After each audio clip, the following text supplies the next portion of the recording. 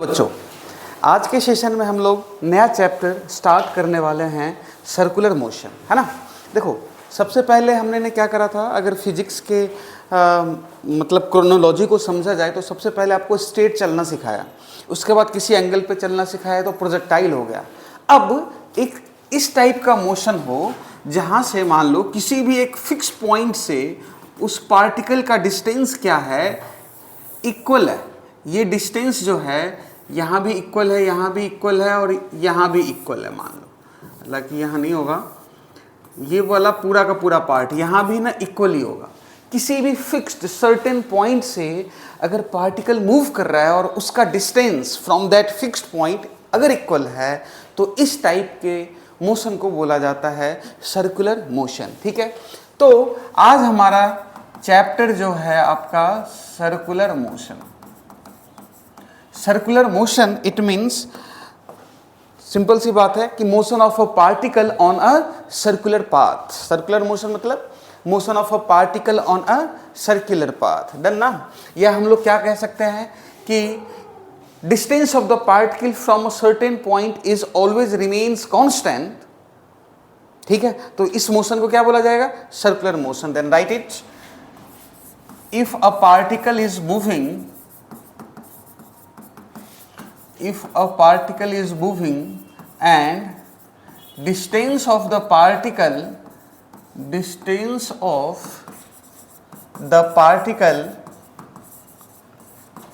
from a certain point remains always constant,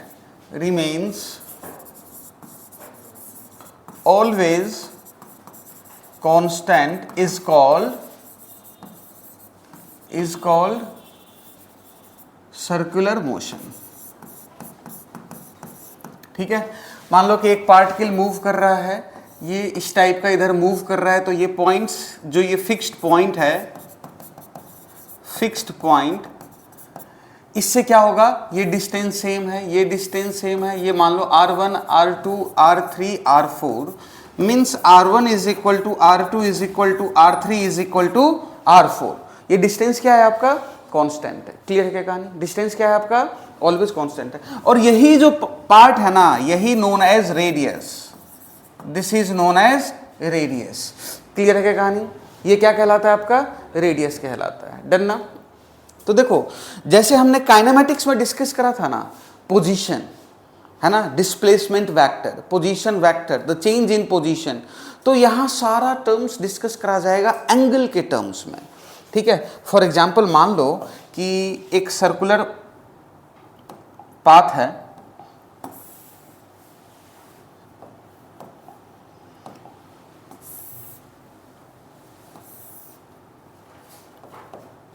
ठीक है, ये मान लो this is the centre, particle ने यहां से चलना स्टार्ट करा। ठीक है, उसके बाद क्या करा कि पार्टिकल जो है ना वो किसी सर्टेन पॉइंट पे जाता है। ठीक है, मान लो कि ये यहां चला गया। अब इस पार्टिकल के पोजीशन को अगर बताना हो, यहां से चल करके मान लो यहां पे चला गया। ठीक है, अब मैं आपसे पूछूं कि बताओ पार्टिकल का पोजीशन क्या है, तो तुम क्या बताओगे, नहीं बता सकते, है ना। नहीं, क्यों नहीं बता सकते। अब काइनेमेटिक्स याद करो कि मैं आपसे पूछूं कि बताओ मेरा पोजीशन कहाँ है, तो सर कहाँ से बताऊं, मैं कहाँ से बताऊं, है ना। मतलब रिफरेंस पॉइंट या रिफरेंस लाइन तो होना चाहिए। तो यहाँ जो पार्टिकल का पोजीशन बताना है, ये मान लो O और ये B है, तो ये बताया जाता है किसके टर्म्स में, थीटा के टर्म्स में, मतलब एंगल के टर्म्स में। तो क्या हो जाएगा, एंगुलर पोजीशन। ठीक है, तो ये टर्म्स क्या हो जाएगा बच्चे, एंगुलर पोजीशन। डन ना। ठीक है, उसके बाद पोजीशन है, देन डिस्प्लेसमेंट भी आएगा, तो वो क्या हो जाएगा, एंगुलर डिस्प्लेसमेंट। डिस्प्लेसमेंट है, वेलोसिटी भी आएगा, तो वो क्या हो जाएगा, एंगुलर वेलोसिटी। एक्सेलरेशन भी होगा, तो वो क्या हो जाएगा, एंगुलर एक्सेलरेशन। जैसे वहां एवरेज वेलोसिटी था, यहाँ पे एवरेज एंगुलर वेलोसिटी, वहां पे इंस्टैन्टेनियस वेलोसिटी, यहाँ पे इंस्टैन्टेनियस एंगुलर वेलोसिटी। आगे क्या बात समझ में। तो एक एक पार्ट्स को हम लोग डिस्कस करते हैं। मान लो कि आप particle A goes from goes from point A to B, then find the position of the particle। बेटे पोजीशन ऑफ द पार्टिकल पता करना है ना, तो पोजीशन ऑफ द पार्टिकल पता करना है तो यही होगा पोजीशन वाला पार्ट ना, ठीक है। तो ये देखा जाए तो यहां से यहां तक तो ये x वाला पार्ट हो गया बच्चे, ठीक है। और ये जो है ये वाला पार्ट देखा जाए, ये वाला पार्ट, तो ये वाला पार्ट y वाला पार्ट हो गया। अब बता x कितना होगा, ठीक है। ये r है तो क्या OA जो होगा, क्या OA जो होगा वो r cos थीटा हो जाएगा। ये मान लो कि C है, ठीक है। OC कितना हो जाएगा, r minus r cos theta, तो r कॉमन ले लिया जाए तो क्या बचेगा बच्चे, 1 माइनस कॉस थीटा। बोल हाँ है ना, क्लियर है कहानी। तो x कोऑर्डिनेट क्या हो गया, r into 1 minus cos theta. अगर y कोऑर्डिनेट बताना हो, कहने का मतलब अगर CB बताना हो तो देखो ये r है, एंगल इसके साथ बना रहा है तो क्या हो जाएगा r साइन थीटा, ठीक है। तो पोजीशन क्या हो गया बच्चे, एक्स वाई है तो r into 1 minus cos theta, और ये क्या हो जाएगा r साइन थीटा, क्लियर है नहीं। तो ये क्या हो गया इसका पोजीशन वेक्टर, ठीक है। तो इसको जो बोला जाएगा एंगुलर पोजीशन। हमने इसमें एक कोऑर्डिनेट ए की ली है और एक कोऑर्डिनेट बी की ली है। नहीं, ए से पार्ट देखो, particle A goes from point A to B. Particle एक ही है जो ए से जा रहा है, हमने OA को रेफरेंस लाइन माना है, ठीक है। ये पूरा का पूरा OA मतलब, हाँ ठीक है OA, ठीक है। OA जो है बच्चे, OA जो है वो रेफरेंस लाइन है। OA क्या है, रेफरेंस लाइन है जहां से मेजर करते हैं ना। पार्टिकल जो है ना वो यहां से यहां तक गया है, क्लियर क्या कहानी, ठीक है। तो पार्टिकल जो यहां से यहां तक गया है तो x और y तो बताओगे ना, पोजीशन अगर मैं आपसे पूछूं तो नॉर्मल x और y तो बताओगे, तो यही है x और y। तो ये क्या हो गया आपका एंगुलर पोजीशन, ठीक है। अगर पोजीशन वेक्टर मुझे बताना हो, पोजीशन वेक्टर बताना हो तो क्या हो जाएगा, r into 1 minus cos theta i cap plus r sine theta j cap. आगे क्या बात समझ में। और थीटा क्या है, इसी पार्ट को अगर समझो ध्यान से तो थीटा क्या है, theta is the angular displacement.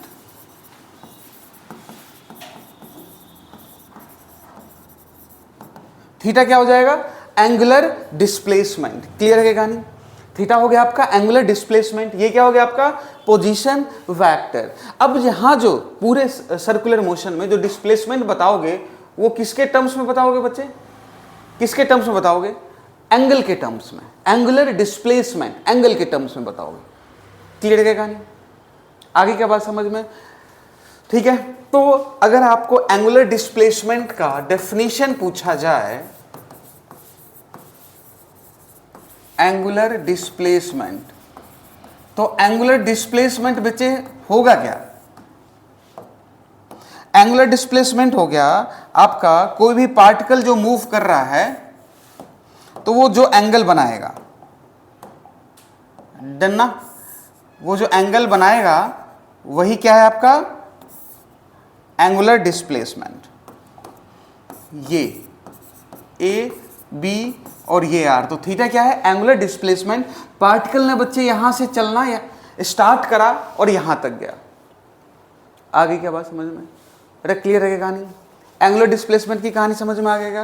Position कैसे फाइंड आउट करेंगे ये समझ में आ गएगा, एंगुलर डिस्प्लेसमेंट। चलिए तो थीटा यहां पे क्या है एंगुलर डिस्प्लेसमेंट, यूनिट क्या होगा बेटे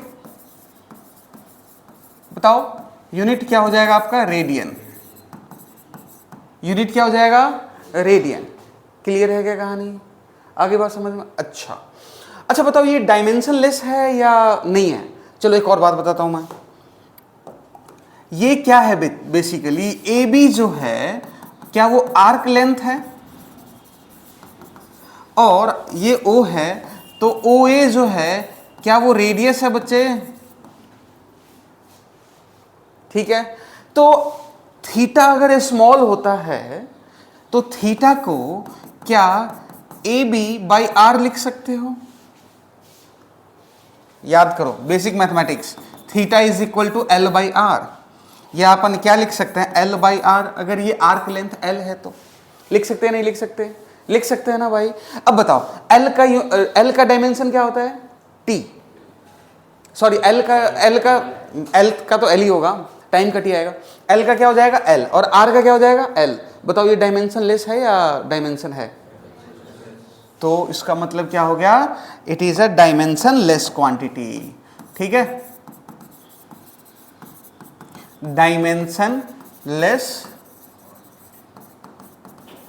क्वांटिटी। तो एंगुलर डिस्प्लेसमेंट क्या हो गया आपका? यह जो है एक डायमेंशन लेस क्वांटिटी है। क्लियर है क्या? आगे बात समझ में? Theta is equal to L/R। आगे बात समझ में? ठीक है, एंगुलर डिस्प्लेसमेंट क्लियर है ना?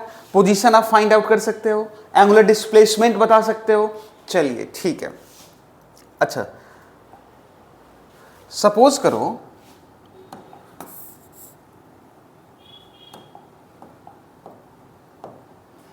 पार्टिकल जो है ना बच्चे, पहले तो यहां था और अब जो है ना वो यहां चला गया। ये मान लो कि सेंटर O है, ये θ1 है और ये क्या चला गया? θ2। अब बताना डिस्प्लेसमेंट कितना? पार्टिकल ये है O, ये A B C, मतलब इनिशियल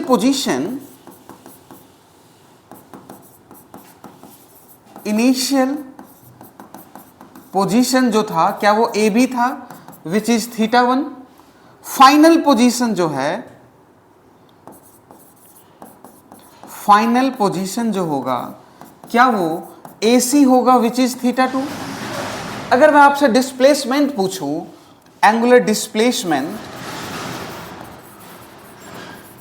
डिस्प्लेसमेंट तो क्या हो जाएगा? θ2 माइनस θ1। आगे की बात समझ में? बेटा क्लियर है ना? देखो यहां मैंने क्यों नहीं लिया था बेटे, हमने इसी को डिफरेंस लिया था, तो डिस्प्लेसमेंट तो थीटा ही है।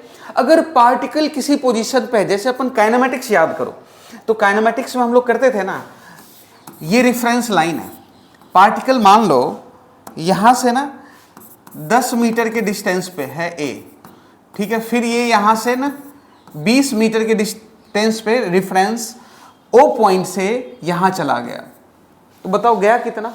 गया तो 10 ही ना, गया तो 10 ही ना भाई। फाइनल माइनस इनिशियल करा। तो जो आप काइनेमेटिक्स में करते थे, ठीक है, वो आप लिनियरली करते थे, तो यहां पे क्या करेंगे? एंगुलर के फॉर्म में, एंगल के फॉर्म में इसको सॉल्व करा जाएगा। क्लियर है कहानी? तो एंगुलर डिस्प्लेसमेंट क्या हो जाएगा इसका? θ2 माइनस θ1। डन ना? एंगुलर डिस्प्लेसमेंट की कहानी आगे समझ में गया? चलिए अब नेक्स्ट आता है एंगुलर वेलोसिटी। तो नॉर्मल वेलोसिटी क्या होता है बताओ? The rate of change in displacement. तो एंगुलर वेलोसिटी क्या हो जाएगा? The rate of change in angular displacement. Clear है ना कहानी? तो चलिए नेक्स्ट हेडिंग जो है आपका वो है एंगुलर वेलोसिटी। ठीक है, तो एंगुलर वेलोसिटी को कैसे डिफाइन करोगे? The rate of change in angular displacement. Then write it, the rate of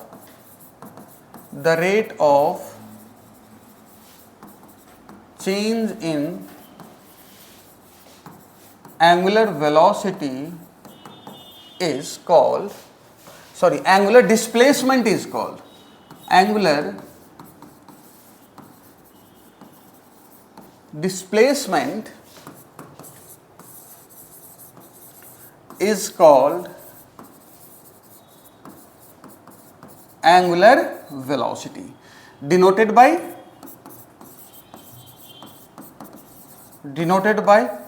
omega. ठीक है, यूनिट क्या होगा बच्चे? मीटर पर सेकंड था ना उसका लीनियर का, तो इसका तो थीटा अपॉन टी आ जाएगा, तो रेडियन पर सेकंड। तो यूनिट क्या हो जाएगा? रेडियन पर सेकंड। ठीक है, अच्छा डायमेंशन क्या हो जाएगा? t माइनस वन, बिल्कुल सही जवाब, m0 L0 t minus one. Clear है क्या कहानी? ठीक है, अब आ जाओ भाई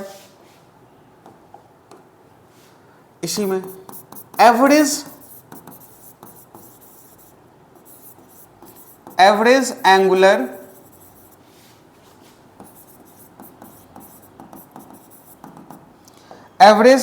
वेलोसिटी। एवरेज एंगुलर वेलोसिटी क्या हो जाएगा? एवरेज वेलोसिटी क्या होता था? Change in displacement upon time. तो बताओ एवरेज एंगुलर वेलोसिटी अगर हम लोग लिखें तो क्या हो जाएगा? θ2 minus θ1 by t2 minus t1। आगे क्या बात समझ में? ठीक है। और अगर इंस्टेंटेनियस हो तो इंस्टेंटेनियस क्या हो जाएगा बच्चे? Instantaneous angular velocity. तो इंस्टेंटेनियस एंगुलर वेलोसिटी क्या हो जाएगा? Omega is equal to d theta by d t. अब यहां से आपको क्वेश्चन समझ में आ गया होगा कि theta is in the function of time t will be given, you have to find the angular velocity at any particular time. Clear है क्या कहानी? आगे बात समझ में? चलिए तो इस पे क्वेश्चन कर लेते हैं जी।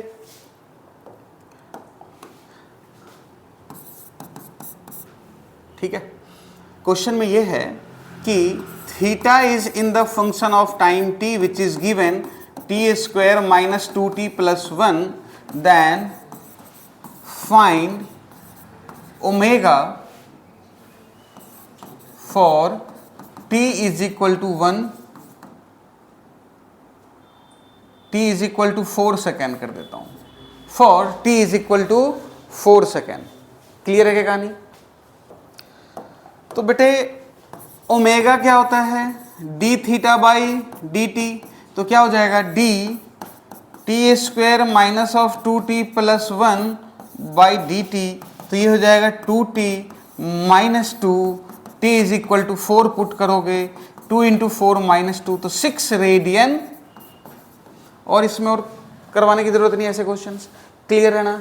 एवरेज अगर निकालना हो तो भी निकल जाएगा ना। मान लो कि टाइम 1 सेकेंड पे इसका पोजीशन दे देगा at an angle pi by 3 और टाइम 2 सेकेंड या 4 सेकेंड पे हो जाएगा 2 पाई बाई 3 कुछ भी, तो निकल जाएगा अपना। ठीक है जी, बहुत बढ़िया। तो ये था एंगुलर वेलोसिटी। नोट करके कुछ पॉइंट लिखिएगा बच्चे।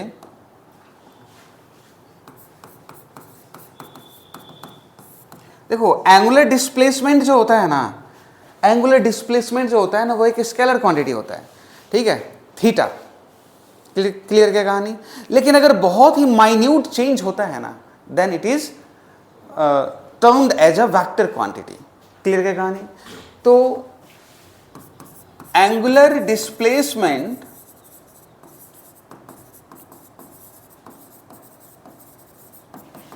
is a scalar quantity but infinitesimally, या फिर नॉर्मल लिख देते हैं, but d theta is a vector quantity।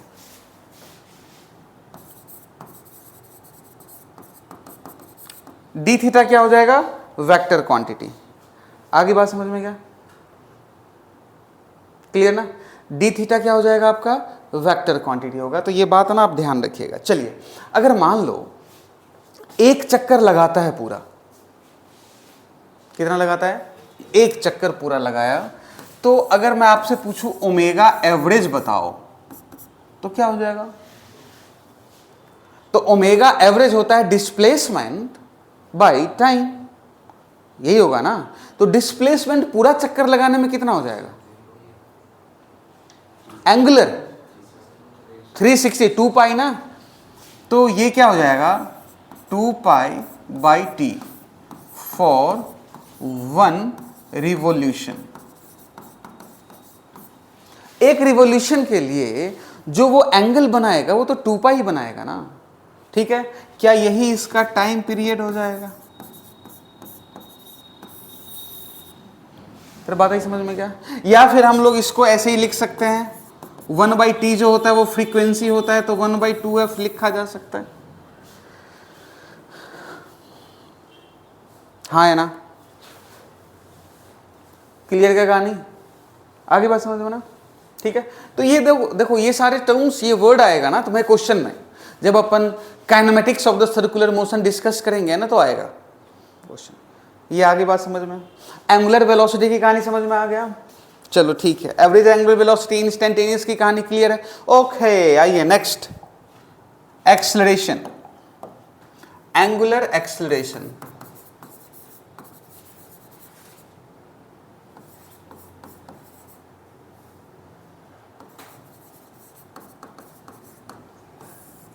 क्या होगा, या पहले सीधा ना डायरेक्ट अपन एवरेज कर लेते हैं, average angular acceleration. Average angular acceleration बताना जी क्या होगा। एक्सेलरेशन क्या होता था, the rate of change in velocity, ठीक है। तो अब एंगुलर है तो क्या हो जाएगा, the rate of change in angular velocity. तो ये क्या हो जाएगा, omega 2 minus omega 1 upon T2 minus T1। Clear है क्या, यही होगा। चलिए जी नेक्स्ट, इंस्टेंटेनियस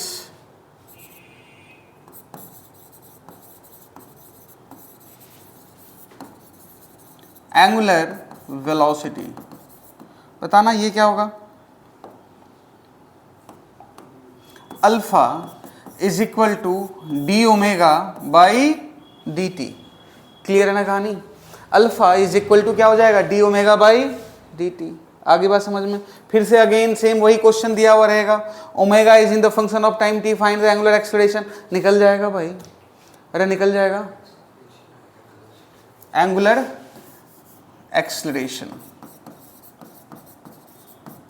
निकल जाएगा ना। तो मैं इसके क्वेश्चंस नहीं करवा रहा हूँ, अपन सीधे करेंगे डायरेक्ट आगे। क्लियर है ये कहानी। अच्छा, ए जो होता था वो d2x by d t square भी होता था, अगर याद करो तो क्या लिख सकते हैं अपन यहाँ पे, d2 theta by d t square. और क्या होता था, a is equal to v d v by d x होता था क्या। तो v क्या लिख सकते हैं अपन, v d v by d x ना, तो v omega d omega by D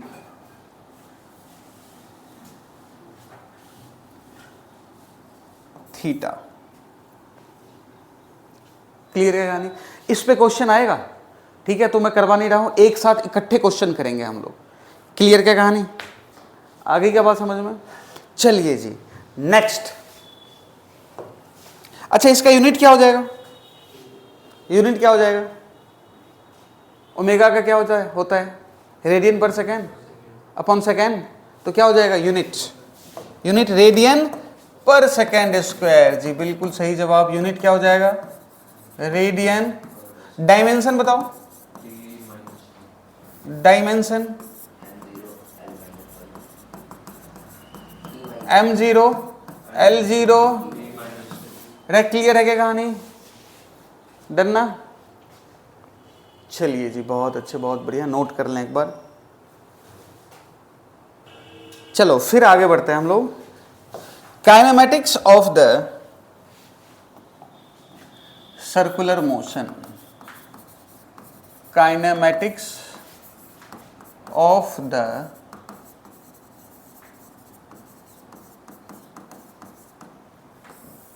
kinematics of the circular motion. देखो v क्या होता था, u प्लस ए टी होता था क्या,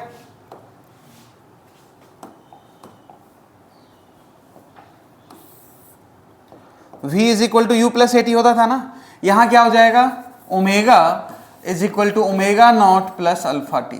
क्लियर क्या कहानी, चलिए जी बहुत बढ़िया। s इज इक्वल टू क्या होता था बच्चे, U T plus half A T square ना। यहां बताना s इज इक्वल टू क्या हो जाएगा, theta is equal to u t omega naught into t plus half alpha into t square. Clear क्या, ये क्या होता था, v square is equal to u square plus 2as।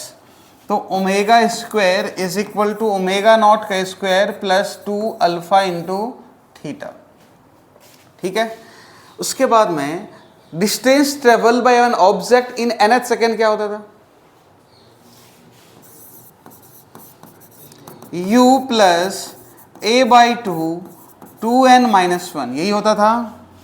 तो अब थीटा nth जो होगा वो क्या हो जाएगा, omega naught plus alpha by 2 two n minus 1। Clear है ना। अब हम लोग करेंगे इस पे क्वेश्चन। क्लियर है क्या? चलिए एक बार राइट कीजिए। ओके चलिए क्वेश्चन करते हैं इस पे। क्वेश्चन क्या कह रहा है, fan is rotating with angular velocity 100 revolution per second.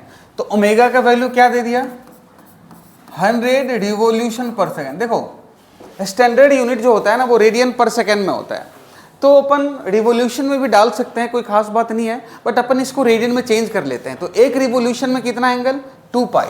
तो ओमेगा का वैल्यू कितना हो जाएगा, 100 into 2 pi radian per second. Clear है ना कहानी। स्विच ऑफ और टाइम दे दिया है आपका 5 मिनट। तो 5 मिनट कहने का मतलब 5 इंटू 60 300 सेकेंड्स। ठीक है। Find the total number of revolution. चलो ये तो ठीक है, टोटल नंबर ऑफ रिवोल्यूशन निकालना है ना।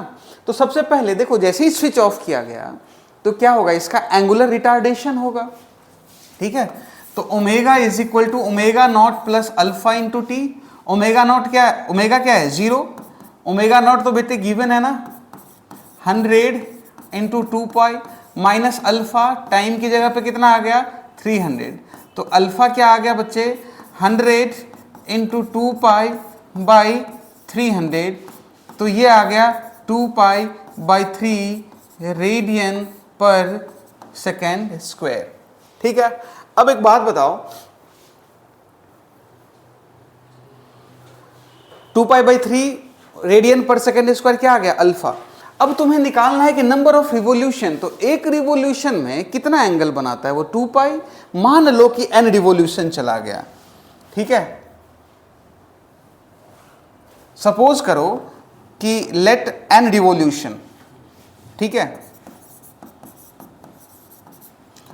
तो n इंटू 2 पाई जो होगा क्या वही थीटा के बराबर होगा, और जो थीटा होगा क्या omega naught into T minus of half alpha T square के बराबर होगा, बोलो। ठीक है। अब देखो ओमेगा नॉट, तो ओमेगा नॉट इंटू टी कहने का मतलब कितना, ओमेगा नॉट का वैल्यू आ गया 100 इंटू 2 पाई इंटू टी का वैल्यू कितना आ गया 300 minus half into alpha 2 pi by 3 into time का वैल्यू कितना आ गया 300 स्क्वायर।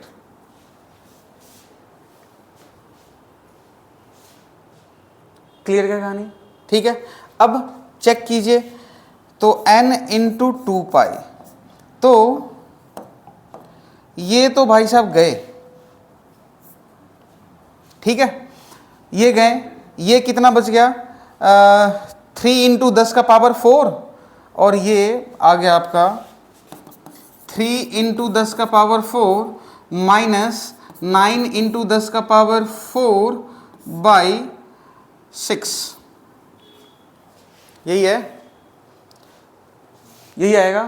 तो ये आ गया 1.5 इंटू 10 का पावर 4, तो कितना आ जाएगा 15,000, और ये 30,000। बड़ा क्लियर ना कहानी। तो कितना रिवोल्यूशन आएगा 15,000 बार ये घूम जाएगा भाई। क्लियर है कहानी। आगे क्या बात समझ में, डन ना। चलिए भाई नेक्स्ट क्या कह रहा है, find the value of angular retardation. ये तो फाइंड आउट हो गया। Find the average angular velocity. तो एवरेज एंगुलर वेलोसिटी क्या होगा, एवरेज एंगुलर वेलोसिटी ना,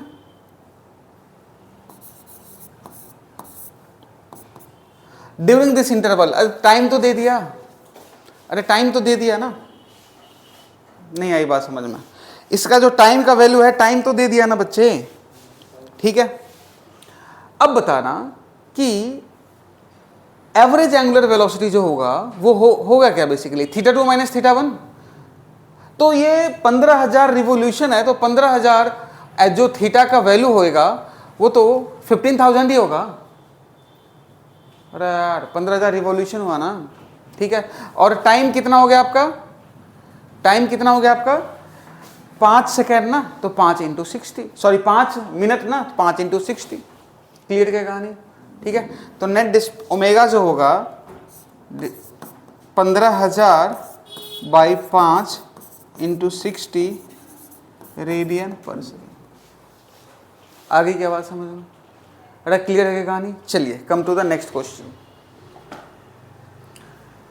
अ fan rotating with omega 100 radian per second and is switched off after 2n rotation, है ना। Angular velocity become 50 radian per second. ठीक है जी, omega not they दिया, omega दे दिया।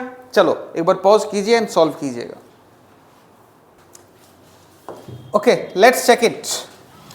अ फैन रोटेटिंग विथ ओमेगा क्या दे दिया बच्चे? 100 radian per second.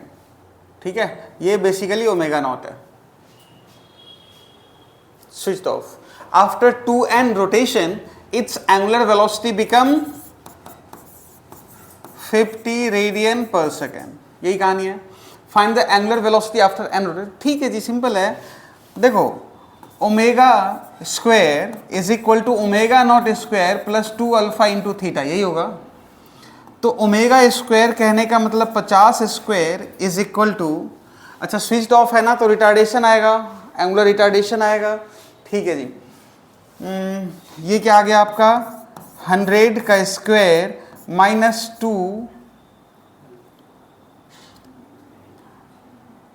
After 2n rotation. तो एक रोटेशन में कितना बनाएगा ये? 2 पाई। तो 2n रोटेशन में क्या बनाएगा? 2 अल्फा। थीटा के जगह पे अपन ये डाल देते हैं 2n इंटू 2 पाई। क्लियर क्या कहानी? ठीक है। अगर यही एंगुलर वेलोसिटी अपने को ना निकालना हो n रोटेशन में तो क्या हो जाएगा? 100 into square minus 2 alpha, n rotation ना n इंटू 2 पाई। अब आप नॉर्मल देखो, अल्फा का वैल्यू निकालोगे, पुट कर दोगे, you will get your answer. Clear है क्या कहानी? आगे बात समझ में? चलिए ठीक है, come to the next question. A particle is moving with constant speed on a circular path.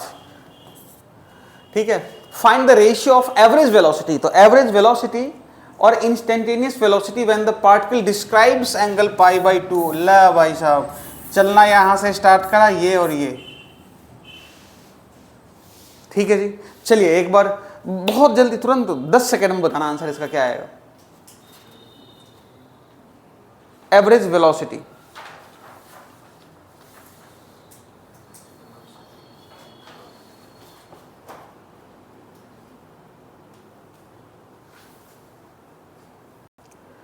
देखो पार्टिकल ना चलना स्टार्ट करा, ए पॉइंट से लेकर के ना बी पॉइंट तक गया। तो सबसे पहले तो डिस्टेंस देखो, एवरेज वेलोसिटी, तो एवरेज वेलोसिटी तो नेट डिस्प्लेसमेंट अपॉन टाइम ना। तो ये नेट डिस्प्लेसमेंट तो यही होगा, ये आर है, ये आर है, तो ये क्या हो जाएगा? R root 2। तो एवरेज वेलोसिटी अगर अपन पता करें, ठीक है, तो क्या हो जाएगा यहाँ पे? Displacement R root 2। क्लियर ना? By time. तो टाइम के लिए अपने को निकालना, टाइम क्या हो जाएगा? डिस्टेंस। तो डिस्टेंस ये कितना हो जाएगा आपका? टोटल कितना है? 2 पाई आर। तो 2 पाई आर बाई 4, ठीक है, distance by speed into v. R से आर कैंसिल, ये से ये कैंसिल, तो क्या आ गया? 2 रूट 2 वी बाई पाई। ये आ जाएगा एवरेज वेलोसिटी। ये क्या आ जाएगा आपका? और इंस्टेंटेनियस क्या है? वो तो v ही है। तो दोनों का रेशियो क्या हो जाएगा? v average by v instantaneous, वो आ जाएगा 2 रूट 2 v बाई v। तो आ जाएगा 2 रूट 2 बाई पाई। आगे बात समझ में क्या? ठीक है, तो टाइम जो दिया हुआ हो तो टाइम से क्या निकालोगे? Distance by speed. क्लियर है? आगे क्या बात समझ में? ठीक है, चलो ठीक है, नेक्स्ट क्लास में हम लोग डिस्कस करेंगे एवरेज एंगुलर वेलोसिटी और इस पर अच्छे अच्छे क्वेश्चंस बनाए जाएंगे और इससे आगे की कहानी डिस्कस करेंगे नेक्स्ट क्लास में जी। Thank you.